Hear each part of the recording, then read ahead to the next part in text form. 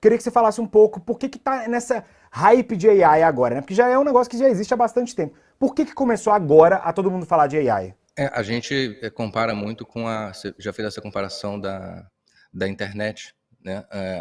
Não é da minha época, mas dizem que antes do Google existia sites como KD, Alta Vista, próprio Yahoo, e a experiência de você fazer pesquisa nesses sites era muito ruim, você tinha que dar vários cliques, você tinha que entender a forma como cada site catalogava a informação. E aí veio o Google, que era o quê? Um prompt, onde eu digitava qualquer coisa, e ele me mostrava de todo o conteúdo disponível na internet, aquele que mais tinha a ver com a pergunta que eu estava fazendo. Então foi um paradigma de usabilidade. E o próprio Sam Altman estava falando outro dia no podcast que eu estava ouvindo, que na visão dele a grande sacada da OpenAI e do próprio ChatGPT foi exatamente essa, a usabilidade. Então, antes, por exemplo, quando você fala do IBM Watson, que era a mais popular antes de aparecer esse boom do ChatGPT, é difícil você usar. Você precisava ser um desenvolvedor, configurar um ambiente, treinar a inteligência, não tinha essa acessibilidade, essa usabilidade, né? Hoje eu consigo abrir meu celular, digitar chatgpt.openai.com, logar e eu começo a usar imediatamente, em qualquer lugar que eu estiver. Então é uma usabilidade que não existia antes para a inteligência artificial. Não é à toa que o lema da OpenAI é democratizando o acesso à inteligência artificial. Então temos essa questão da usabilidade e da acessibilidade. A gente tem também a quantidade de dados, a quantidade de textos produzidos disponíveis na internet é gigantesca. Então todo esse material pôde treinar, né, os algoritmos de inteligência artificial de geração de linguagem natural, como é o caso do ChatGPT. A gente tem também o processamento, o poder computacional, a capacidade de você processar, de você fazer cálculos muito rápido, né, com os computadores, e você, junto com isso, a velocidade de internet, o 5G, né, todas as casas com wireless, todas as casas com banda larga, todo mundo com conexão de 5G nos seus telefones. Então, a velocidade com que os dados trafegam é muito alta, o poder computacional dos aparelhos aumenta, o poder computacional dos grandes servidores aumenta, a velocidade de conexão entre os dispositivos e os servidores aumenta.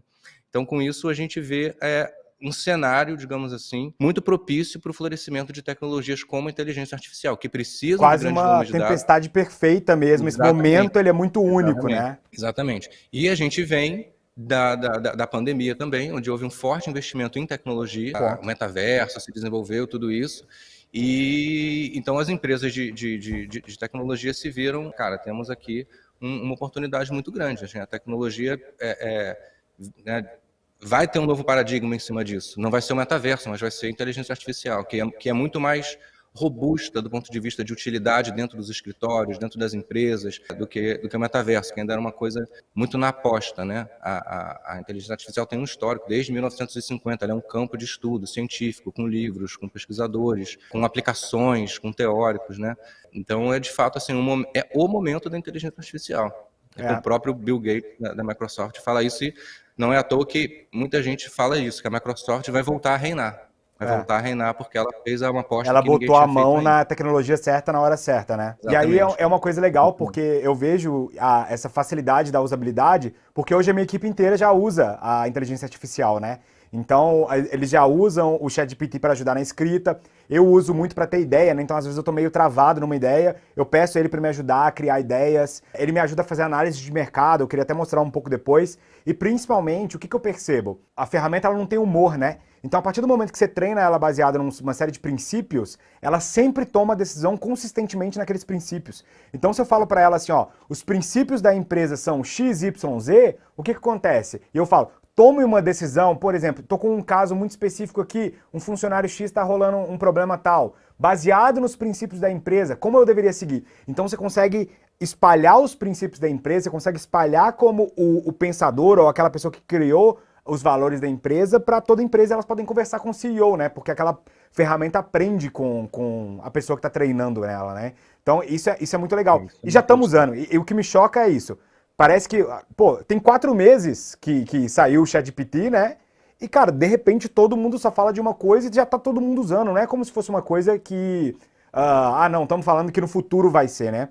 Me lembra um pouco, assim, esse negócio de falar da usabilidade, da internet e do computador no começo, né? O computador no começo era só pros nerds que ficavam lá, e aí veio o Steve Jobs, o Bill Gates, esses caras que meio que popularizaram o computador e fizeram alguns bilhões baseado nisso, né?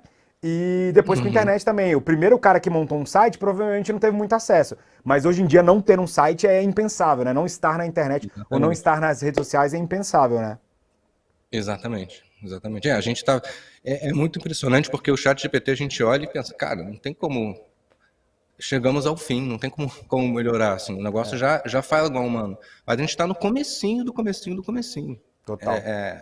No começo, no início disso, no início da internet, a gente também tinha os sitezinhos toscos e a coisa foi se aprimorando. Então, esses erros, por exemplo, que a gente até comentou que o chat GPT cometeu, ele não vai mais cometer lá na frente, né? Essa é a É, e eu tendência. usei o Então, a 3 gente tem também, que nem usei preparar o para o mundo 4 como ainda, ele. né? Exatamente, já tenho 4. E super acessível. E aí uma coisa também, Miguel, que eu vi aqui, já me colocaram no meu roteiro aqui, que você gosta muito de escrever, né? Então eu vejo que, tipo assim, ele vai ser muito um copiloto dos profissionais, né? Até falando a brincadeira do Copilot da Microsoft, ele auxilia o profissional naquilo que ele vai fazer, né? Sim, para escrever, o ChatGPT, ele me ajuda muito a expandir um repertório. Às vezes eu estou com um texto na minha cabeça, eu jogo o texto ali e peço para ele relacionar aquele texto com algum assunto que seja inusitado.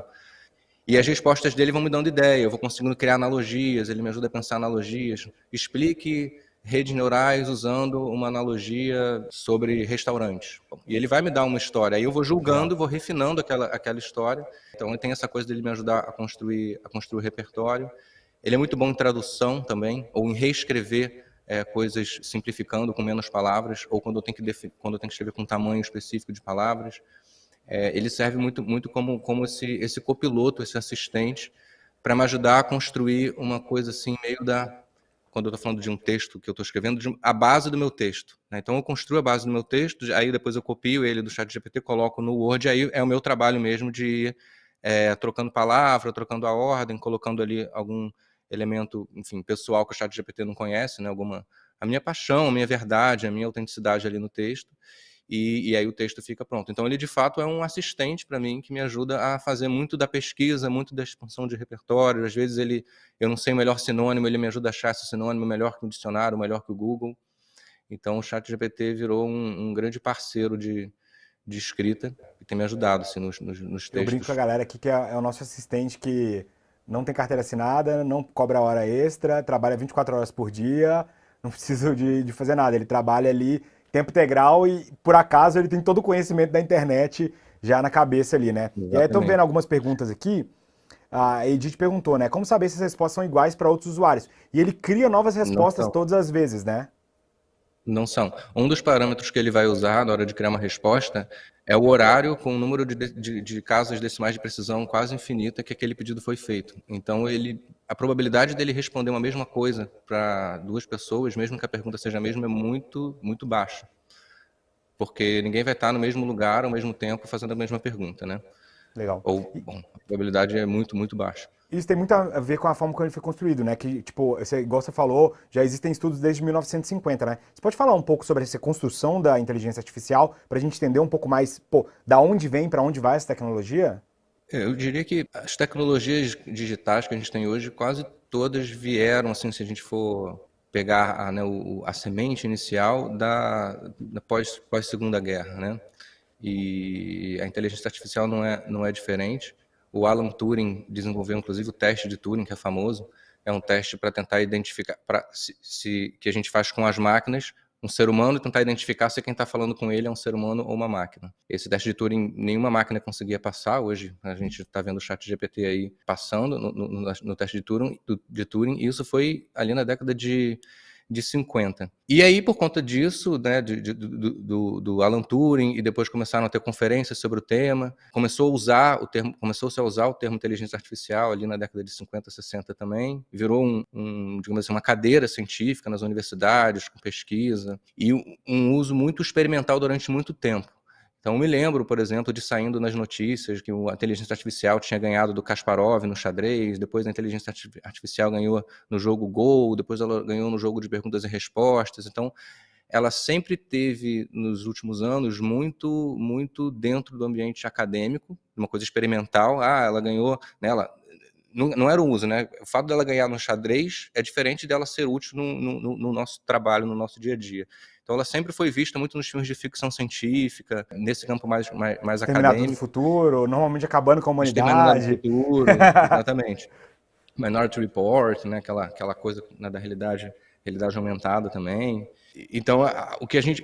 assim, o mais próximo que a gente tinha de um uso comercial era da IBM. A IBM, International Business Machines, é uma companhia que não é largamente utilizada por todos nós, é uma companhia de tecnologia que vende servidores, vende equipamentos de infraestrutura, é uma das mais antigas empresas de tecnologia do mundo, inclusive, que era o Watson. Inclusive, a gente usa na Witseed. E agora o que a gente tem é, de fato, um aumento exponencial no uso, porque ela deixou de ser uma coisa acadêmica, uma coisa restrita a grandes empresas. Agora, qualquer um, com um telefone e conexão à internet, consegue se expandir as suas capacidades usando essa ferramenta. Então, assim, é de fato uma explosão de possibilidades, como a gente viu com a internet, quando qualquer um pôde criar o seu próprio site, né? É disso que a gente está falando, é um momento realmente único que todo mundo pode acessar isso, né?